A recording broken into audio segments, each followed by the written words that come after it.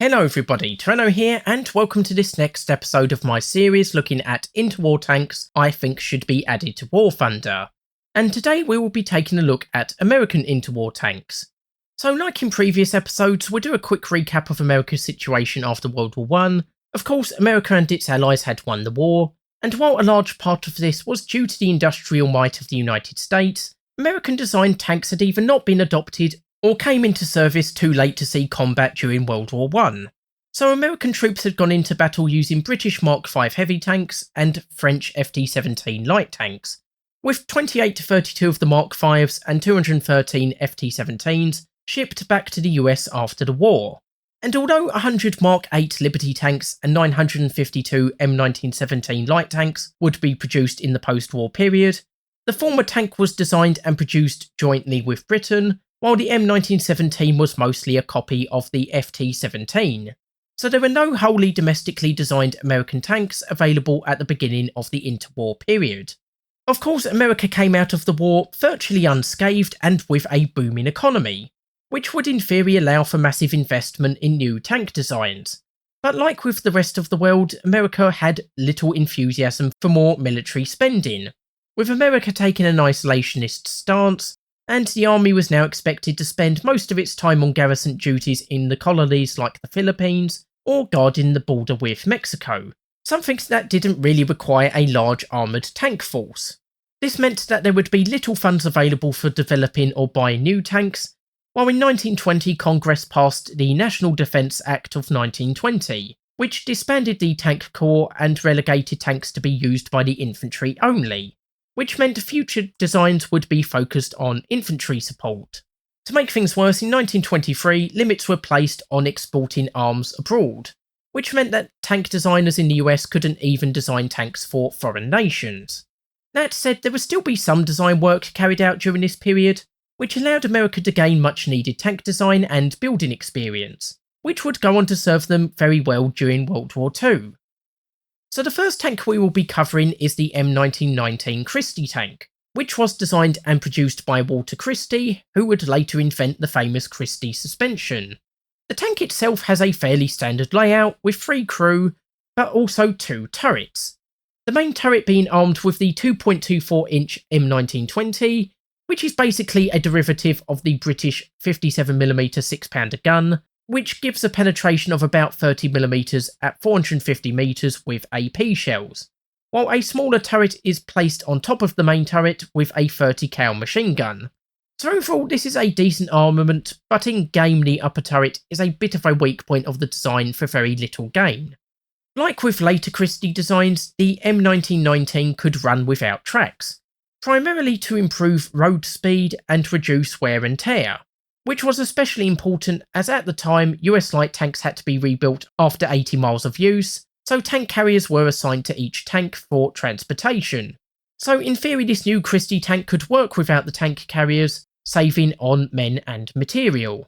However, this didn't actually translate to a higher speed, as the 120 horsepower engine was considered underpowered, while the road wheels were mounted without springs, leading to a top speed of 7 miles per hour or 11 kilometers an hour, barely faster than the M1917. Lastly, the armour for the tank seems to max out at around 12mm, so not the most heavily armoured tank in the world, but not much different to other tanks of this time. In War Thunder, I think this could work well as a 0.7 tank, not being the fastest tank in the world, but having a pretty good main gun, which allows it to go toe-to-toe with most other enemies, and would be a good step up from the M1917.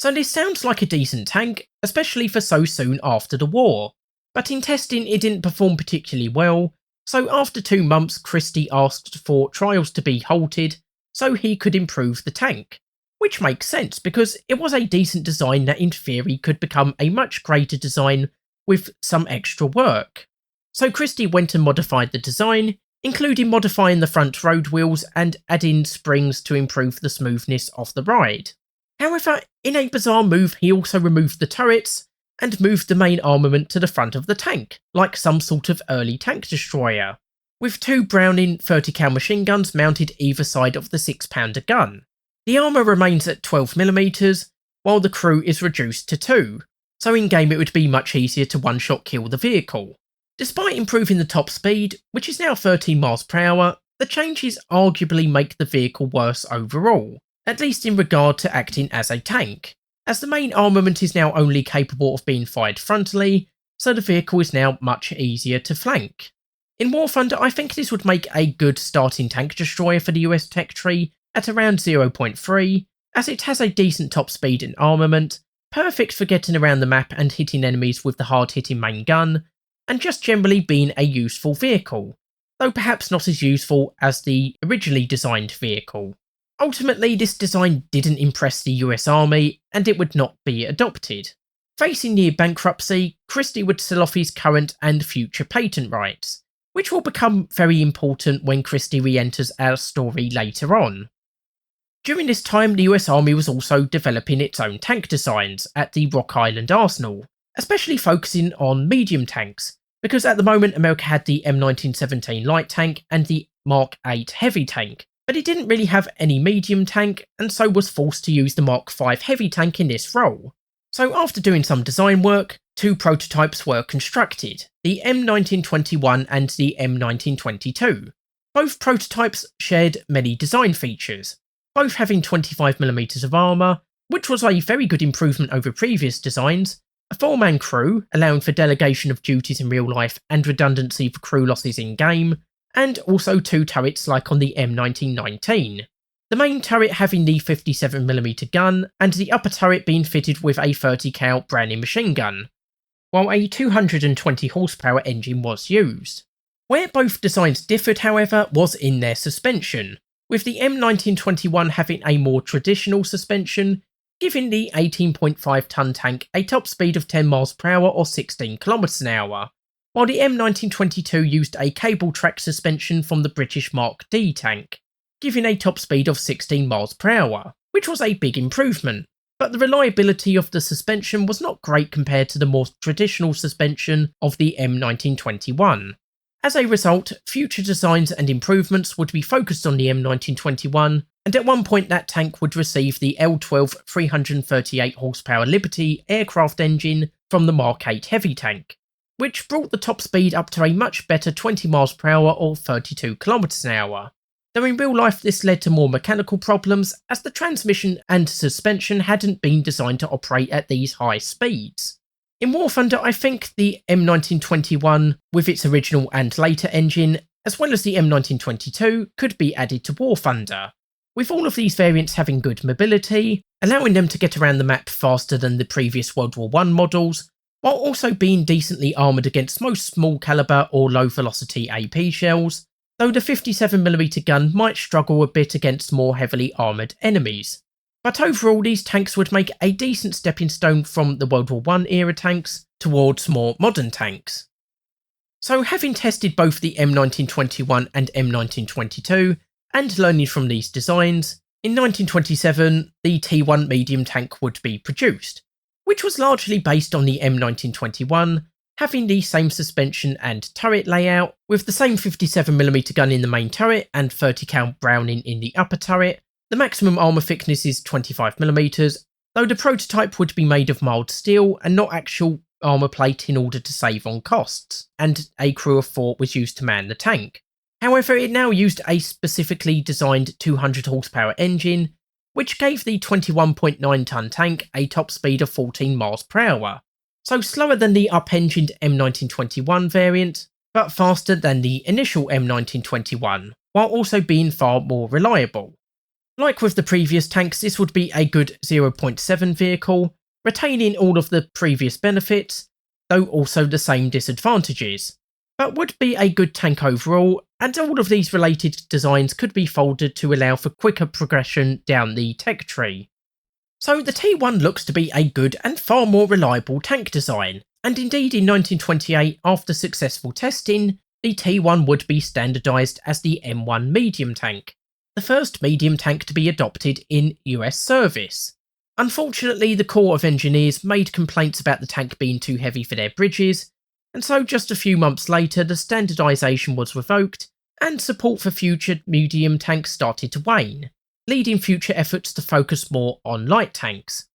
That said, work on the T1 continued, including at one point replacing the main gun with a 75mm howitzer, which was shown to be capable of destroying FT-17s in firing tests, but the 57mm gun was returned to the tank soon after. Another modification included installing the 338 horsepower Liberty L12 engine into the T1, with the resulting tank renamed the T1E1. The engine again caused some reliability issues, but increased the top speed to 25 miles per hour, giving the US tech tree a very mobile tank. In War Thunder, I think the T1 with the 75mm howitzer and the T1E1 could see some good success in game, with the howitzer armed tank giving a good alternative to the regular 57mm gun, while the T1E1 would be an excellent flanking vehicle, able to get around the map extremely quickly, hit enemies with its hard-hitting gun, and then able to retreat if going up against tougher enemies, while its armour will also give it decent protection against enemies. So as mentioned, support for medium tanks had somewhat waned at this point, but there was one more attempt to produce a medium tank, resulting in the T2 medium tank, which has a rather unique armament of a 47mm gun in the turret and a hull-mounted 37mm gun. My sources disagree on the 47mm gun used, with Sloga stating it was a 3-pounder naval gun, while pretty much every other source I have says it was a semi-automatic gun fed from a 5-round clip, while the 37mm gun was definitely a semi-automatic gun, also fed from a 5-round clip, allowing for a high rate of fire, while a 50 cal Browning machine gun was also fitted in a coaxial position in the turret. And bear in mind, this weapon on its own is able to deal with most enemies, being able to penetrate 25mm of armour at 500 yards. So we've got 3 excellent anti-tank weapons on this vehicle, plus one 30 cal Browning machine gun mounted in the hull. Armour was 22mm for the front of the tank, and it was fitted with a front-mounted 312 horsepower Liberty engine, and like the T1E1 had a top speed of 25 miles per hour or 40 kilometers an hour. So again pretty fast, and a 4-man crew is carried, which unfortunately because of the number of weapons carried could cause a bit of a work overload, and if you lose even one crew member, potentially you're going to lose access to one or more of the weapons. Despite this effort, the front-mounted engine and the weight were still considered issues, and thus it was never adopted. But with the unusual armament, I could see this being a very unique tank for War Thunder at 0.7 to 1.0, functioning a bit like the later M3 Lee, being able to engage multiple targets due to its 2 main weapons, or engage one target with overwhelming firepower, while still retaining a very decent top speed and armour protection. So now we can finally move on to some of the light tanks that were being developed by the army, with this work resulting in the T1 light tank, which would go on to spawn a whole bunch of variants. But sticking with the original tank, this was a 7.5 ton vehicle that was armed with the short 37mm gun from the FT-17, barely capable of penetrating 15mm of armour at 100 yards, while a coaxial 30 cal Browning machine gun was also carried. Armour unfortunately is very light, ranging from 6.4 to 9.5mm, barely capable of stopping machine gun fire, while the top speed was 20 miles per hour from a 110 horsepower engine, and a crew of 2 was needed to man the tank. So in many ways this appears to be very similar to the already in service M1917, at least in stats if not looks. The initial prototype seems to have been very impressive however, as 4 more tanks would be ordered as the T1E1, which had some very minor changes, such as the fuel tanks being mounted above the tracks, the hull not extending beyond the tracks, and the top speed being reduced to 18 miles per hour. Testing of these tanks went very well, with the 4 tanks travelling 145 miles from Fort Meade to Gettysburg at an average speed of 10 miles per hour, while another travelled 2,000 miles over 2 months of testing without any major breakdowns. Bear in mind, as I mentioned earlier, the M1917 light tanks had generally needed rebuilding every 80 miles or so reliability was massively improved. Indeed, the T1E1 was so impressive that in January 1928, it was standardised as the M1 light tank. Unfortunately, like with the M1 medium tank, this would be withdrawn in short order, for reasons that will be explained in just a little while. However, work on further prototypes would continue, with the T1E2 being produced in 1929, and this time there are some more major changes. The biggest being the installation of a semi-automatic Browning 37mm autogun M1924, firing from a 5-round clip, giving a faster rate of fire and much better performance against armour, around 30mm at 500 metres, though I haven't found primary source confirmation for that figure, but it's still no doubt a massive increase in firepower. The other changes were the armour being increased to 15.8mm, a new top hat style turret being used, and a new 132 horsepower engine being installed. But due to gear ratio changes, the top speed is now reduced to 16 miles per hour, further limiting tactical manoeuvrability on the battlefield.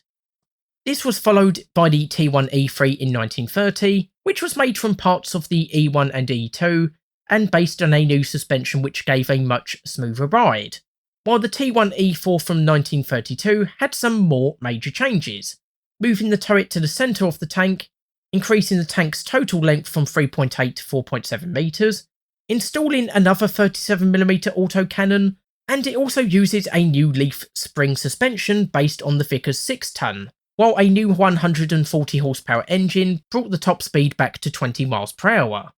We then come to the last two prototypes from the early 1930s, with the T1E5 being an E1 with a new Cletrac steering system, as used on the later M113 APC, while last but not least, the T1E6 had the same armament as the E4, a maximum of 15.9mm of armour, and a new 244 horsepower engine, though the top speed still remains at 20 miles per hour. So as you can see, we have a lot of T1 light tank variants. So there should be something here for everyone, with 2 to 3 different main armaments, fast and slow tanks, and variants that could be included on the regular tech tree or could be added as event or premium vehicles, with all probably coming in somewhere between 0.7 and 1.0, depending on their effectiveness, and it would be nice to see these light tanks having a place in War Thunder. So the T1E1 had been quite a successful design, being briefly standardised as the M1 light tank, and it had been planned for the army to buy 6 to 8 T1E2s in the early 1930s, while even the Soviets wanted to buy the T1E2. So what had gone wrong? Well, basically Christie had come back on the scene with a new and rather radical design, one that to a lot of observers made pretty much every other tank in US service look obsolete and frankly old-fashioned. This design was named the M1928 or M1940 as he sometimes called it, which was to signify that he considered it a decade ahead of other designs. This new M1928 was fitted with the Christie suspension, a powerful 300 horsepower Liberty aircraft engine, and the ability to travel on wheels instead of tracks. This gave it a ridiculous top speed of up to 70 miles per hour on wheels or 42 miles per hour on tracks, which was a tremendous speed for the day. Remember when I said the T1E1 did a 145 miles march at an average speed of 10 miles per hour? The M1928 did it with an average speed of 28 miles per hour.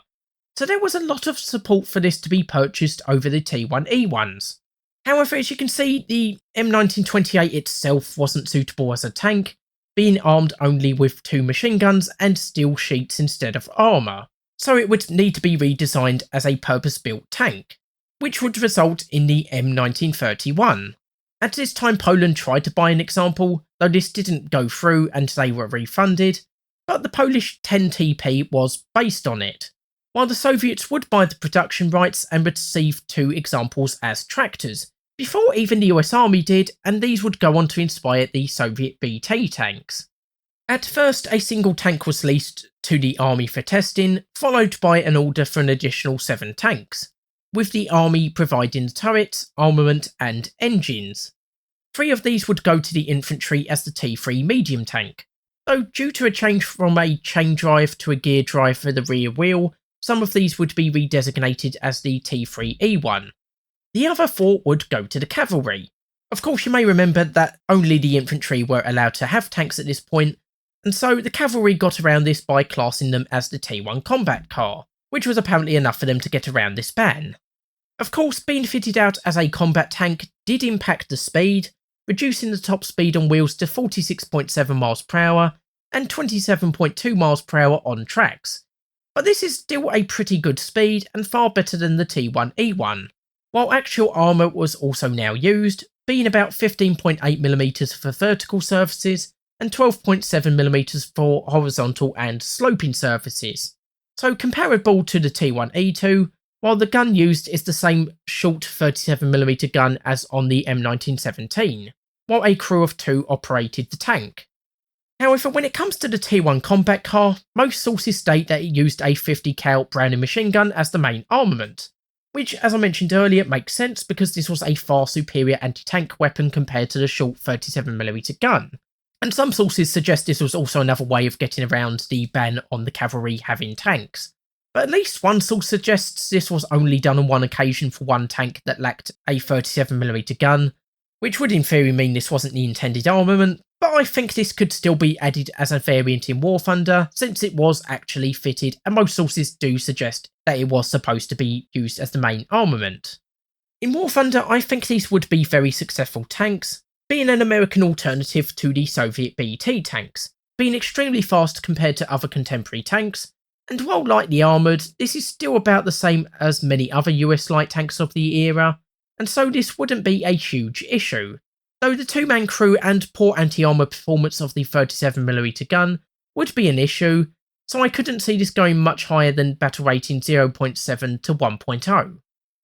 So after testing of the T3/T3E1, the army wanted to purchase a further 5 tanks, but they also wanted some improvements, such as a wider hull to house 4 crew members. However, Christie seems to have been unwilling to make these changes, and this is the part where selling those patent rights a decade earlier becomes very important, as the tender for an improved design was sent out to 14 companies. Christie didn't take this very well and subsequently refused to take part in the bidding, so the contract was given to the American La France company, a company that also built fighting vehicles but usually based around fighting fires rather than enemy tanks. On a quick side note, Christie still owned the original M1931 tank he had leased to the US Army, and once again on the brink of bankruptcy, was approached by British officials who had witnessed the Soviet BT tanks in the Soviet Union. So he sold this tank to Britain, again as a tractor, and this would lead to the later British cruiser tanks of World War II. But back with the T3E2, American La France's design, while looking very different, would have broadly the same stats as the T3E1. But as you can see, it was widened in order to accommodate an additional 2 crew, bringing the total to 4, while new forged link tracks and a 435 horsepower Curtiss D12 aircraft engine were installed, bringing the top speed on wheels to 58 miles per hour or 35 miles per hour on tracks. So faster than the original design, albeit such a powerful engine caused issues with the transmission and final drive. In addition, 3 30 cal Browning machine guns were placed on the sides and rear of the turret, and one was placed at the front of the hull by the assistant driver who was placed next to the actual driver. So if usable in game, these would give a good amount of firepower that could be used against soft skin targets. In War Thunder, I think this would mostly be an upgrade from the T3E1, being even faster and now having more crew, reducing the chance of one-shot kills. But it's still fitted with the not great short 37mm gun, which does limit its effectiveness. Though if the machine guns are equipped with AP rounds, this might offset this disadvantage a little bit, but overall I think players would still generally prefer this tank, probably at a battle rating of 0.7 to 1.0. There would be a few more attempts to make use of Christie's work, one of these being the T4 medium tank, which would use a less powerful 268 horsepower Continental engine and a new transmission with controlled differential steering, which helped with some of the earlier reliability issues and gave a top speed of 35 miles per hour. While a 4-man crew operated the vehicle, 6.3 to 9.5mm of armour protected the vehicle, and a 50 cal machine gun plus 2 30 cal machine guns served as the main armament. This would end up being the most successful of the Christie designs, with 19 being produced, and it was officially standardised as the M1 medium tank in 1939, while also bucking the trend by not having this status revoked. Though it wouldn't really end up mattering as the design had a high cost, and by 1939 it was considered obsolete. This would be followed by the T4E1, which replaced the turret with what is officially termed as a barbette, but personally looks like a bunker on tracks, with this being equipped with one 50 cal machine gun at the front of the tank and 5 30 cal machine guns, 4 covering every flank of the tank plus 1 in the bow position. It also has a slightly higher top speed of 40 miles per hour, despite being 1.3 tonnes heavier. Again, like with the T3s, the T4 would probably be a 0.7 to 1.0 tank, having the hard-hitting 50 cal machine gun for dealing with enemies through a fast rate of fire, though being slightly worse due to the slower speed and thinner armour, but I feel it would still perform pretty well. The T4E1 on the other hand could perhaps work as a 0.7 tank destroyer type vehicle, albeit one armed only with machine guns, but I think it would still work fairly well and would definitely be a unique looking vehicle to have in the game. Following from the T4, there would be other minor prototypes and test beds, but as for actual tanks, we only have a few left to cover. The first of these is the Cavalry's M1 combat car, which was armed with one 50 caliber machine gun and a 30 cal machine gun in the turret, with one more 30 cal in the bow, while the 4-man crew is protected by 16mm of armour, while the M1 is capable of reaching a top speed of 45 miles per hour. There would be a sub-variant, the T7, which was able to run on wheels, and for this purpose was fitted with pneumatic tyres for a smoother ride. But by this point the speed and reliability of US tanks had improved sufficiently that the need for this sort of vehicle was gone, so this remained a one-off prototype. The M1 combat car could probably work as a 1.0 tank, like with the M2A2 already in game, but with just one turret it would be better suited for anti-tank work, while having about the same speed and same crew complement, and would be a good bridging vehicle between the late interwar tanks and the early World War II tanks. And then lastly we have the infantry's M2A1, which was the predecessor to the already in-game M2A2, and honestly its stats are mostly the same, apart from having its armament in one turret and weighing slightly less. It could be folded with the M2A2 at 1.0, though having its main armament in one turret is an advantage over the M2A2, which has limited traverse for its main 50 cal machine gun. So that's about it for actual tanks that I'll be covering in this episode, and it's very easy to come away thinking that not much was achieved in this period, with only 30 or so tanks being produced up until 1935. But bear in mind this was during a time when budgets were massively constrained, especially after the Great Depression hits in 1929, and during a time when there wasn't that much enthusiasm for military spending. And despite this, reliability of tank designs was massively improved over the time period, and new components were invented, like the vertical volute spring suspension system, rubber block tracks, and many other components. And these would go on to be used in later designs like the M3 Stuart, M3 Lee, and the world famous M4 Sherman, this being a design that would go on to have massive success during World War II. And of course many of the interwar designers would go on to help with designing these later tanks, using some of that knowledge they had gained during the interwar period. So that's about it for the actual tanks in this episode, though I may have missed some and I've definitely skipped over some designs that were very similar to each other, but there were also many SPG designs from this period, enough that I could make an entire video on just them, with these including many designs by Christie, such as this weird looking SPG from 1918, which was armed with an 8-inch howitzer and could travel at 16 miles per hour. Christie would also design an amphibious SPG, named the Floating Type 75mm Gun Motor Carriage Model 1922, and he tried to sell this to the Marine Corps. This vehicle does leave the crew somewhat exposed, but it is amphibious and was even capable of firing while travelling over water, though accurate shooting would no doubt be tricky, and the freeboard does look a little bit too close to the water at times. That said, the 75mm gun is a very good anti-tank weapon, and as such I think this would be a very good vehicle to have at 1.0. And it would be cool to see this vehicle added to War Thunder, and it would be nice to have an amphibious tank destroyer at the early tiers. Christie also made a more conventional 155mm SPG, capable of a top speed of 15 miles per hour, though traverse looks to be limited, and the gun is possibly pointing backwards, which would necessitate turning the whole vehicle to engage enemies in front of you.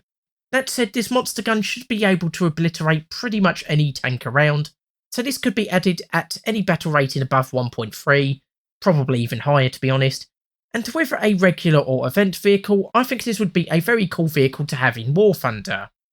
There were also designs mounting 75mm and 105mm howitzers on tractors, and these could also be added, and could potentially do well in the low tiers, but traverse on some of these designs does seem to be limited, and they would be extremely vulnerable to enemy fire. But they could be added at 0.3 to 1.0, and would do decently enough as very early SPGs. Then moving on to designs that seem to have been designed more as dedicated tank destroyers, we have yet another Christie design, or at least based on a Christie vehicle. This time a 37mm armed vehicle that looks rather odd, but also seems to be very fast and easy to conceal, though I'm not as sure of the armour thickness, or indeed the actual name of this vehicle. I think it could probably go at 1.0, where it would make a good speedy tank destroyer, and it would definitely be an interesting looking tank destroyer in game, and I believe it would have some success in an ambush role. You also have two Jeep designs, armed with 37mm guns. One with a forward firing 37mm gun with 10 degrees of traverse and 15 degrees elevation, and the other has a rear mounted 37mm gun which gives a much wider angle of fire. Both vehicles would be very easy to destroy, but would be easier to conceal and should have a good top speed, allowing for quick escapes after ambushing enemies and for getting around the map. And I think both could go at around 1.0, and they would be quite similar to the World War II era M6 GMC. Then lastly, we do have a few SPAA designs, some ranging from rather obscure vehicles like this car which has a few machine guns mounted to the back, some more sensible designs like this machine gun mounted to the back of a truck, a bit like some of the early Soviet anti-air vehicles, and of course Christie has also joined in with the anti-air designs with this self-propelled 75mm anti-air gun. Though I could see this being just as useful as an anti-tank gun, because larger caliber weapons don't always necessarily do very well against small fast-moving fighter aircraft. But all of these would be pretty good from 0.0 to 1.3, and this would fill in a rather obscure gap in the American tech tree, because of course the anti-air line doesn't start until 1.7 with the M13. So if you want anti-air cover at 1.0, you basically have to bring all your tanks up to 1.7, or just go without the M13 and just rely on whatever guns you have mounted to your tanks. So having some earlier SPAA vehicles would be a welcome addition to the American tech tree, as well as having some non-50 cal armed designs. So that's it for this episode looking at American interwar tanks I would like to see added to War Thunder. I'd be interested to see your views on these vehicles and any other tanks you would like me to cover in the comments below. As for the next episode, I'll probably be covering Russian interwar tanks next, so I hope you're looking forward to that. So anyway, I hope you've enjoyed the video. I've been Tyranno, and I'll see you next time.